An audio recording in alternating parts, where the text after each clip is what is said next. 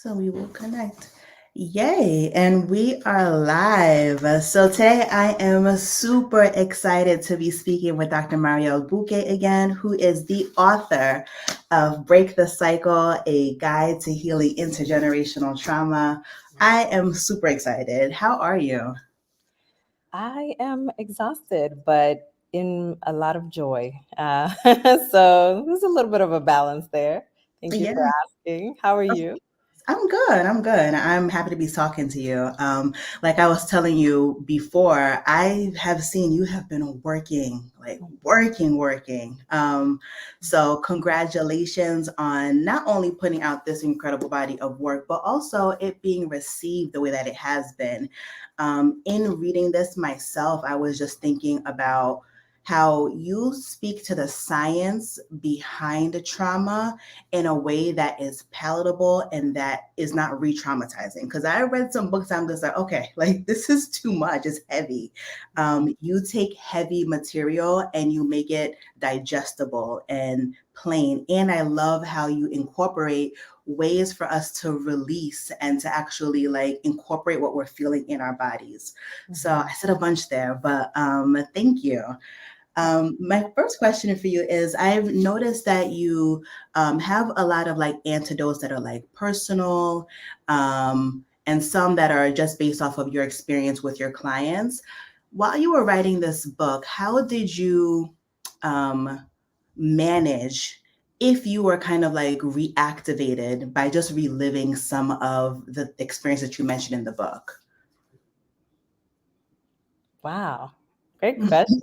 We keep starting like with the I'm sorry. mic drop. Sorry. um, I appreciate this question very much. It's beautiful, and I love the intention behind it. You know, I have been really fortunate in that, especially at the doctoral level, but really any kind of therapeutic training that is well formulated has a very, very uh, organized, structured supervision in place. My supervision was by these incredible clinicians who matched my identities, something that we don't find in the therapeutic world almost at all. Um, and they knew my story, they understood me, and they especially knew that I mirrored the identities of the people that I worked with, and that actually would cause me to have an even bigger um, a kind of like emotional activation because of the duty that I felt to actually help my community, and also the fusing that could happen in terms of me fusing my stories with theirs. Mhm. So yes, there was that, because I saw myself, and I sometimes I was like, oh my goodness. But I managed to not really like escape mentally too much, because I had an opportunity to have supervision right next door, where I would like run to my supervisor's office and just like really talk through some of what I was finding in the room with the clients, but also within myself. Mhm. I think one of the things that makes your book so special is that because you navigate so many identities like many of us do, I think we see, like, we're able to really grasp onto the concepts that you are laying out for us because we can, like, we know that you're talking to us because, in a way, like, you have been us, like, you have been in our shoes. And I really, really appreciate that. I think a lot of the books that I've read in the past have not necessarily spoken to who I am as a person or at my own personal experiences. But I just realized that you grew up in Newark. I too am a Newark girl. So I'm just like, okay, I know this person. Like, yes. Um, No. Where, what part of Newark? so I was only in Newark for a little bit, but I was right on the border of Irvington. So Yeah. right off of Sanford Avenue is where I grew up. And so I'm just like, I know this person. Like this is somebody that I probably in a way have we have all interconnecting stories. And you're Dominican, my family is Haitian. It's just like I know her. Yes, So that's everything is amazing. home. I used to actually hang out and hula hoop on Sanford. So That that was like my little stomping ground growing up. Yeah. And then we moved to the suburbs, and that was a whole nother experience. That was where I got all my trauma from growing up in places that, yeah, just were, did not reflect me and my experience. But I have a question. And those who have joined us, please drop your questions in the chat. This is meant to be, interactive. I don't want to take up the whole time because she'll be with us for about 30 minutes. So I want to make sure that you guys get your questions answered as well. But one of the things that stood out to me, you have a chapter called Your Body Remembers Your Trauma. And in a section of that, you were talking about, you brought up autoimmune conditions. And that prompted me to actually like take a detour, put a pin in that, and then look at the stats of autoimmune conditions in our communities and how we have like some of the highest rates. Black women specifically have some of the highest rates of autoimmune conditions. Talk about lupus and sarcoidosis, all of the things. And we also seem to get it worse. So for those who may not have read the book yet, in what ways do our trauma that we inhabit, that we have not worked through, how does that physically manifest itself? hmm I think that what can be really helpful for us is understanding one element of our the ways in which our bodies metabolize stress, which is this. It's a neurological wear and tear meter that we actually have within each of our bodies. That's called the allostatic load, and that actually really kind of like helps us to process the daily stressors that we encounter. However, if we are in ongoing dilemmas and traumas and stress becomes chronic for us and it's relentless and it doesn't let go because we are at the margins of multiple identities, because we happen to have financial difficulties that are longstanding, because we're in domestic disputes or have a toxic relationship, and the list goes on. What tends to happen is that wear and tear meter wears down. And when it wears Mm-hmm. down, what happens is that we actually lose some of our capacity to fight off anything that can make us unwell, including infections, including inflammation, most notably. And that can actually leave our body susceptible to attacking itself. Mm-hmm. And that's where autoimmune conditions come in. We actually, our immune defense lowers, and it releases an opportunity for autoimmune conditions to be a part of what can then chronically be a part of our lived experience. And that can be, like you said, lupus, there's rheumatoid arthritis, there's even metabolic conditions like diabetes. There's certain cancers that have been linked to the body's inability to tolerate more stress. Mm-hmm. And all of these areas that we're starting to uncover are directly tied to a life of stress and generations of stress. Um, what it's doing is that it's helping us to understand the mind-body connection and the fact that we also need a body-based intervention when it comes to layered traumas that have been living within us for decades and maybe generations. Yeah, yeah.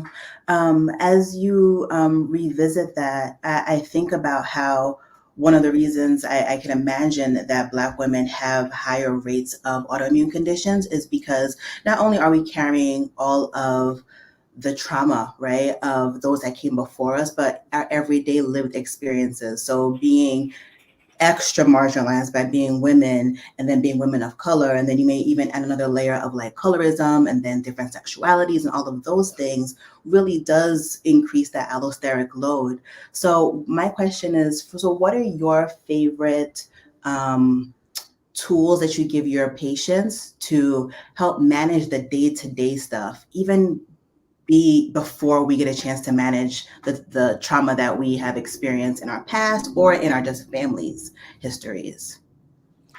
I always start with the body, but I also layer it with other things. So when it comes to day-to-day stuff, I usually like to focus mostly on what's accessible to us. Mhm, That means that what tool I give a person should not only be something that they can utilize without having to spend money, but also like utilize because they have capacity to utilize it, but also utilize it at any point in time, really kind of in their day, just sprinkle it wherever they can. So I always lean on the three that are like my general go-tos, which are deep breathing for 5 minutes or more, humming, which stimulates the relaxation response inside of our nervous system, and rocking, which does the same thing when we sway from side to side. And mhm, I oftentimes like to, kind of like make a reference to the ways in which people in our families when we were younger were doing that. They were humming, they were rocking, and they were, just kind of like entering a rhythm with us to mhm, help us segue into sleep, to help us feel like we could relax and it would work. We would take our nap, we would, go to sleep. And so it's in essence kind of like bringing in that same relaxation method mhm. into our adult bodies. Which I love it. And as you were mentioning that, I thought about too, just my kids. My kids, especially my little one, has been such a model of like self-care because he really is in tune with what he needs and will do that thing. One of the things that he's constantly doing is rocking. Mm. And at one point I was concerned that like maybe there is autism or he's on the spectrum when he was younger. And they're like, no, he's just self-soothing and is okay. I think as somebody like me who's always in rabbit holes of and kind of anxious, I'm always thinking that, oh, there's something off about it. But no, these are all self-soothing techniques that we inherently know, but we kind of maybe have been taught maybe we should grow out of it or we're too old for it or we're grown and we shouldn't. But no, these are things that we inherently, these tools that we have inherently in order to care for ourselves. So I appreciate you mentioning that again.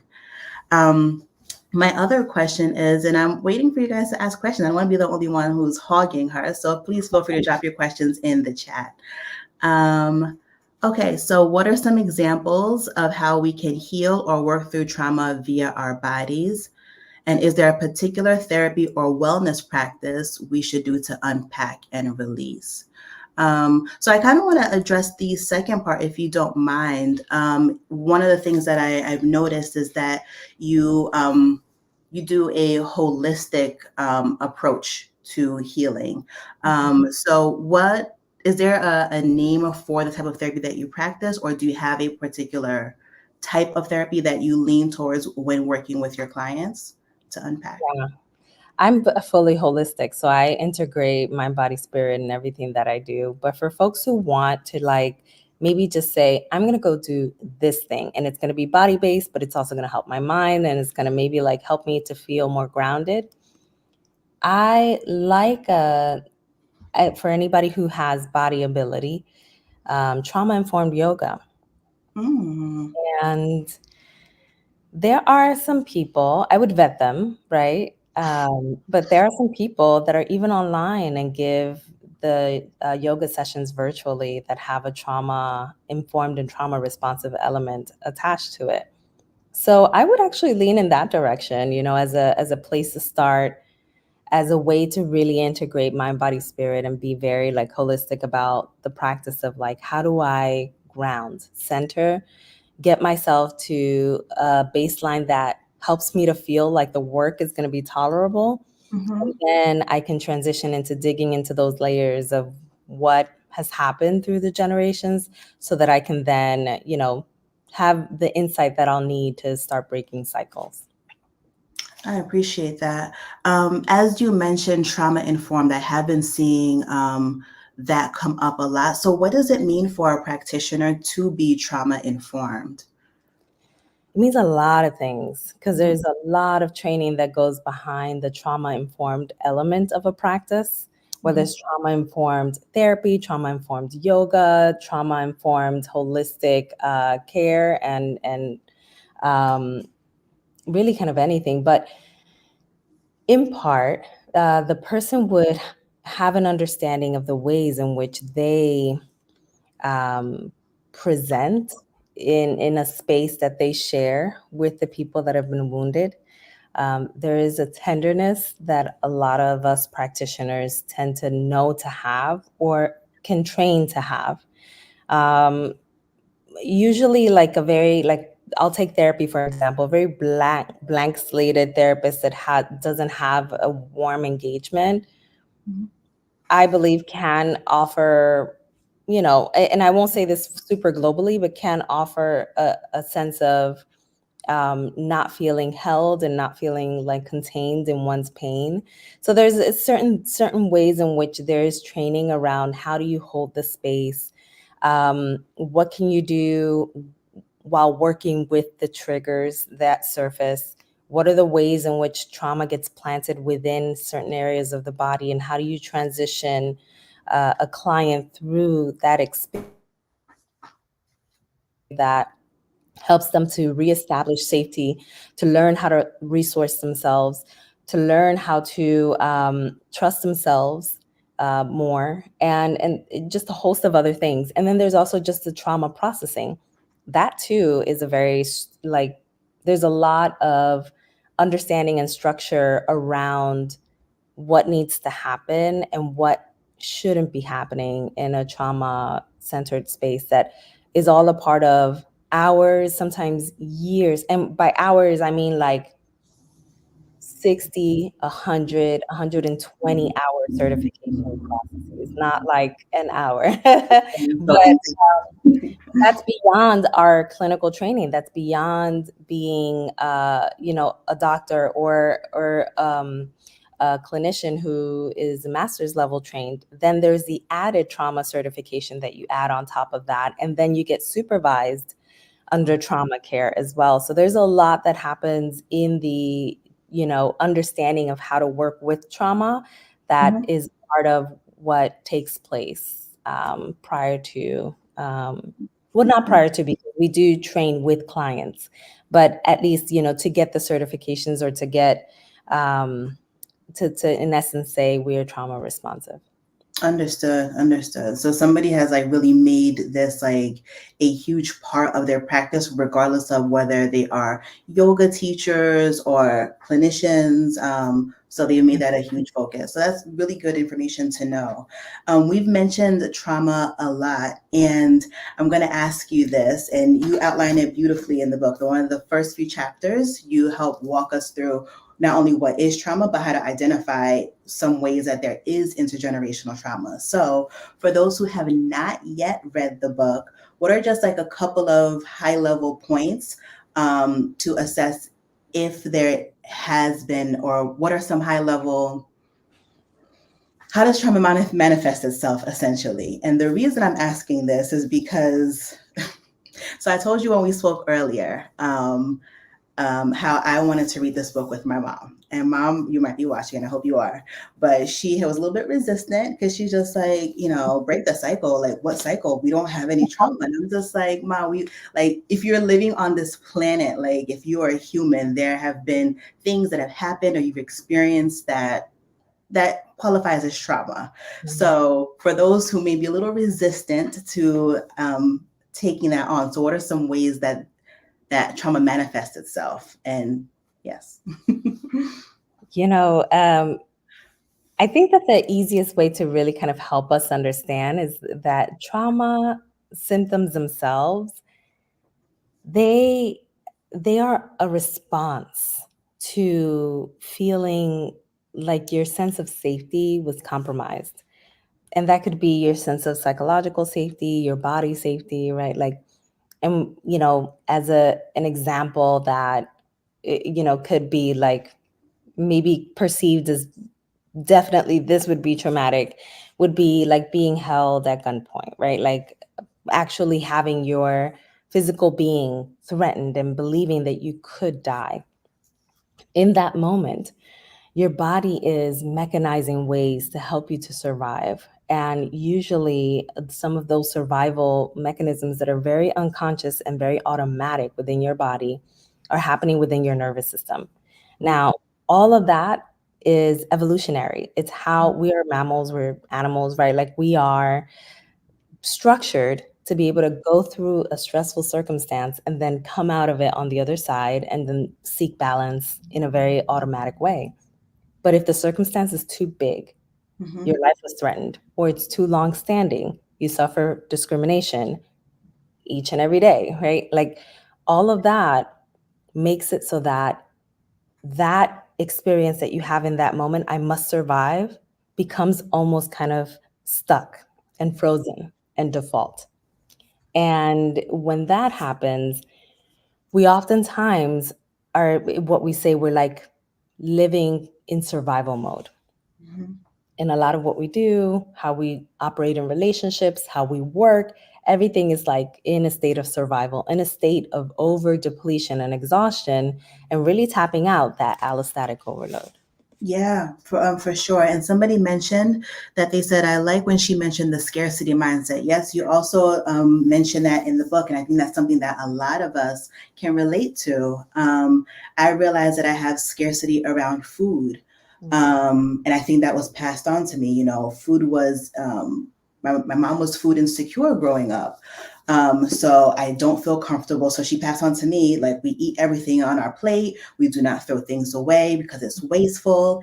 And I understood where it comes from, but in me it manifests as like not a really healthy relationship with food, right? And just that scarcity there.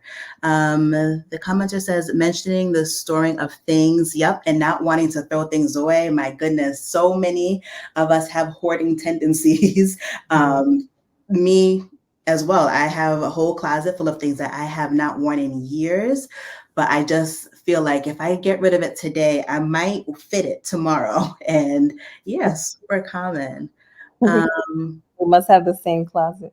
Essentially, I think a lot of us do. She also says, growing up with a single mom, we had to value our belongings because it was rare when we got new things. That's super real. Yep. Mm-hmm. And somebody Well, else that's said, the thing about scarcity mindset is that it doesn't usually come from us just making it up in our minds because we need something to lean on that, makes us feel sad or makes us feel unworthy. It comes from real circumstances. yep. Even if those circumstances were our parents or our grandparents' circumstances, because they learn to operate in survival mode and to, I mean, let's think about it, right? For us Black folks, anybody who is, Black of the diaspora within the Americas, let's place it within the Americas, right? And the fact that legacies of slavery and the scraps of food that our families have had to feed off of, and really kind of like make sure that we are nourished, right? And make sure that we have strength for the arduous work that we had to endure. Labor, what do we call it? It's not work, it's not labor, it's Right. it's what it is. But the fact that our bodies were succumbed to, such pressures, we needed to make sure that we had sustenance, right? And so yes, the whole like eat every little grain of rice on your plate makes sense Mhm. 150 years ago. Yeah. Yeah. Absolutely, right? And if we don't know that it is a trauma response that continues to be replicated and recycled generation after generation, yes, it's going to make it so that it just continues to be passed on in the language that we use, that is unconscious language. We're just using it because that's what we heard and that's what we know and that's what we do. And so no one's like cutting it. No one's breaking the cycle. No one's cutting it at the root or actually doing something differently because no one is realizing that it is something that can be harmful, that the Mhm. scarcity mindset gets translated forward, that somebody has a really bad relationship with food and may actually engage in binge eating tendencies because they now feel like they need to eat everything that's in their fridge so that it doesn't go bad, but now it translates into something that they do as a way to kind of like mechanize the survival process. So it can become so layered and so complex. Uh, Mhm.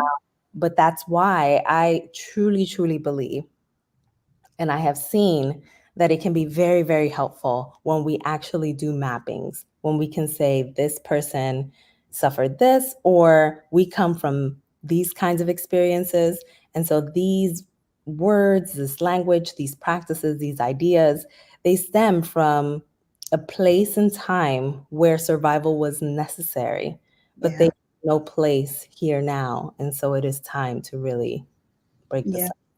Yeah, absolutely.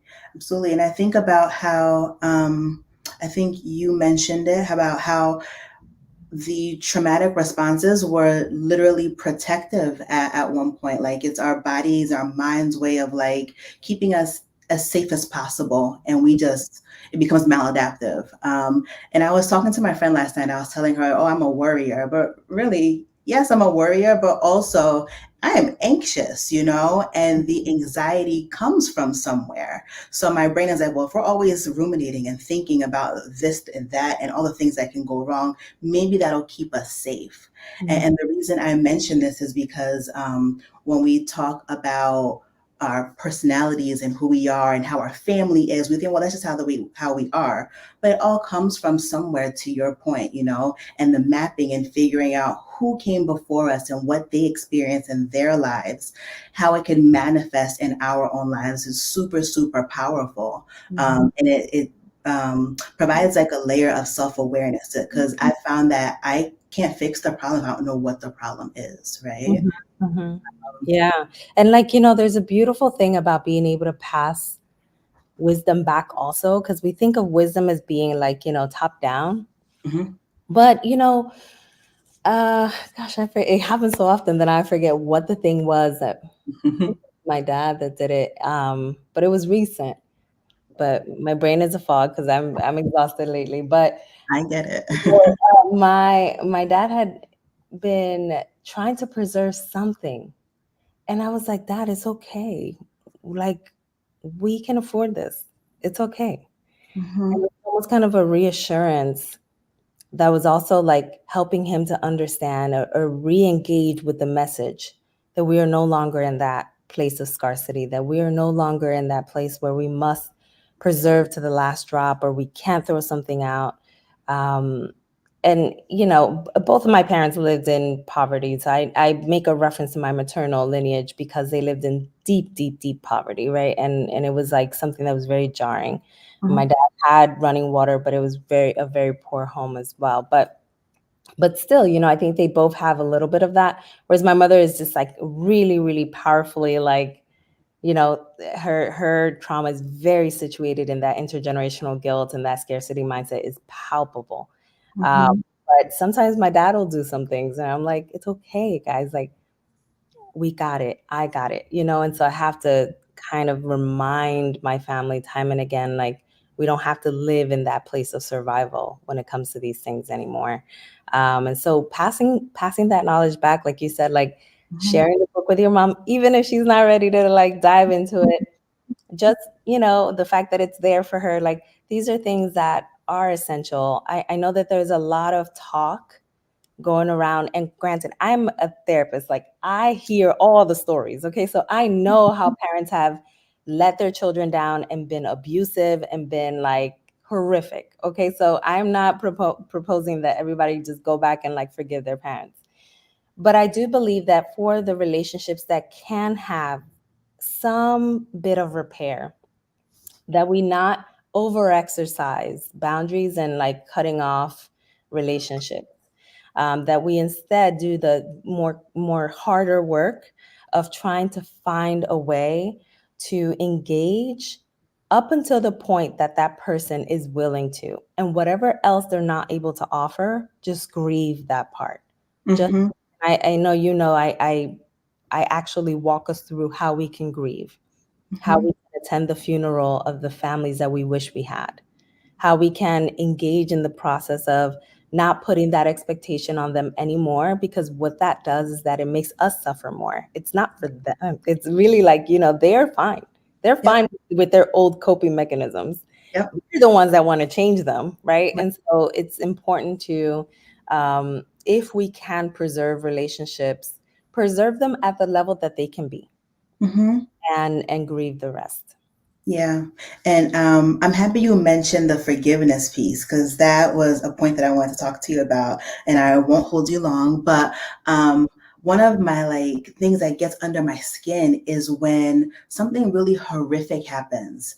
Let's say like a loved one is murdered, and then on the news, the survivors, like the victim's family, is like, well, we forgive that person. I'm like, this happened yesterday. Like, you don't have to necessarily forgive right now. And I'm not a professional, but just as an outsider looking in, I'm just like, do we have to always forgive when something so heinous has happened, right? But also to your point, I think because we in the past couple of years have been talking so much about boundaries, I think people have made others kind of disposable, and it's scary. To your point, I think we have to do that hard work of meeting people that we love and that we're in community with who haven't done anything so heinous that they can't be in our space anymore, we can't coexist anymore, and just like really work through and love them through our communication and our relationship. I think that's hard. That's harder than just being like, well, we're done. You cross our boundaries again, so we're done. So I really, really do appreciate that piece as well. Yeah, I can appreciate when we need to go no contact. Now, mind you, I have also worked with children who have been pervasively abused, like to the Mhm, extent that I wouldn't even call it out in this live because it can be triggering. It's just really, really bad stuff that has happened to children. mhm, And I've worked with them as children. It's really hard to see, but so I understand that there are some experiences that are really unforgivable. mhm, However, to your point, to the when something, and I emphasize, wrote a whole entire section of the book. I'm like, listen, if forgiveness is not in the cards, forgiveness is not a requisite to healing. yep, You don't need to forgive in order to heal generational trauma at all, right? But if you do choose to go the path of healing, here's a way that you can incorporate it into your life. And here are a layout, like here's how you can have the conversation. Here's how it can potentially be more successful than the ways you've tried in the past. Here's a roadmap because this journey can feel really lonely. It can feel heavy. When you're feeling lonely and heavy, the mind is going to be like so preoccupied. yep, You're not going to have everything that you need as far as like mental energy to really like have a conversation that can be fruitful. So it can true. be helpful to have a roadmap. And so I try to equip the reader with everything that I could so that, you can just go page 198. Okay, I got it. That's the script. I'm Mhm, just going to recite it. And then once I go in there, we're just, I'm going to see what I can like muster up from this page.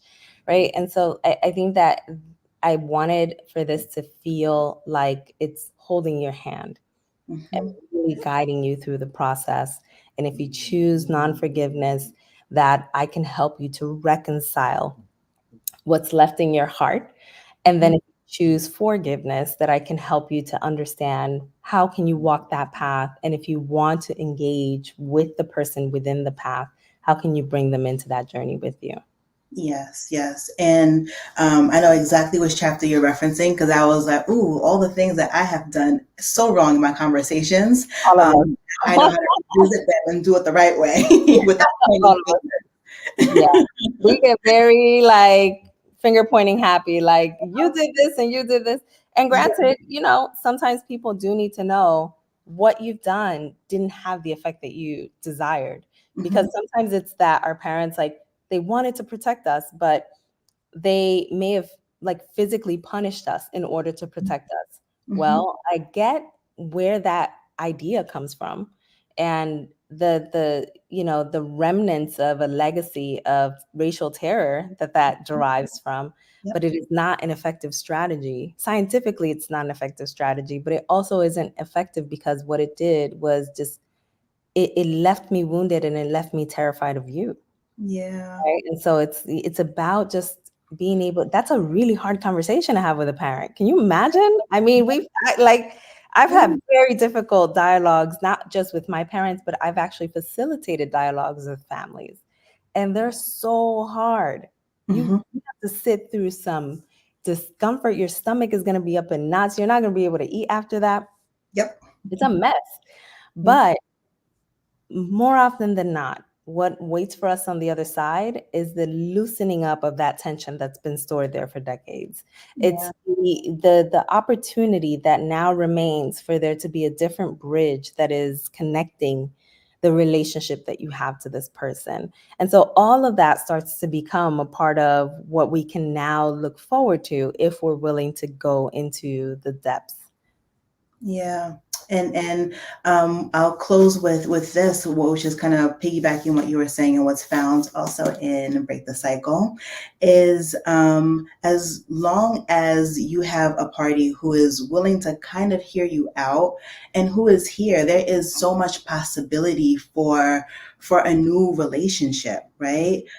Yes, still grieve, what you didn't have and how the relationship was fractured in the past, but there's opportunity for growth, for healing in today, within yourself, within your family. And then for those of us who are parents or who want to be parents, also it's an opportunity for us to find new ways to parent and to love. And thank you for this book. I'm just super, super grateful. Again, it is steeped in science, but also very digestible, which I appreciate.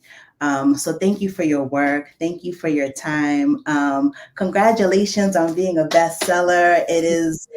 It makes so much sense why you are a bestseller, because the book is so timely and also, again, super digestible. If you have not read the book yet, please do yourself a favor, read the book. If not just for you, for the people around you, we'll all reap the benefits of the overflow of healing. So thank you, Dr. Mariel. It's such a pleasure. I appreciate you, and thank you, everyone, for reading Break the Cycle and for doing the work. It's really tough work, but really worth it. It Mhm. really is, and I just want to further emphasize that it's worth it, and I appreciate that you're willing to do it through the pages of this book. Of course, there is healing on the other end. And in the last time we spoke, you said what really stuck with me in our last conversation was that you want healing and you want joy for your mom. And I Mhm. was just like, yes, I want that too. I always think about what I want for my kids, but yeah, I want that for the people who came before me too. So Mhm. again, thank you for your time. Thank you for your work. Congratulations to you again. Thank And you. I know you are probably still working really hard, but I hope that in the near future you have some time just to rest. Like go Yes. on a beach somewhere or wherever you feel good Yes. and just take some time for yourself. We are grateful for all that you've done, but you got to pour into you too. Yes. And I shall. Thank you so much for that reminder. Okay. Have a wonderful night, and we'll talk soon. All right, you take care. And thank you all for joining. And that is the end. I will see you guys um, um, some other time. Be well, sis. Our episodes air on Tuesdays, sometimes Wednesdays. We are available on every streaming network. So platforms. So whether you are Apple, Spotify, whoever you use listen to podcasts, we are available. Join us, tune in. We're also on Instagram. So join us at BeWellSis_podcast on Instagram. Follow along there. And since you're already here on YouTube, go ahead and hit subscribe. I'm trying to get to my first 100 subscribers. And if you would subscribe, I would really, really appreciate it. Anyway, have a great night. Thank you so much for joining. I appreciate you, and you take care. Don't forget to Break the Cycle, a guide to healing intergenerational trauma, written by the amazing Dr. Mariel Buqué. Have a great night. Happy Thursday, and thanks again for joining.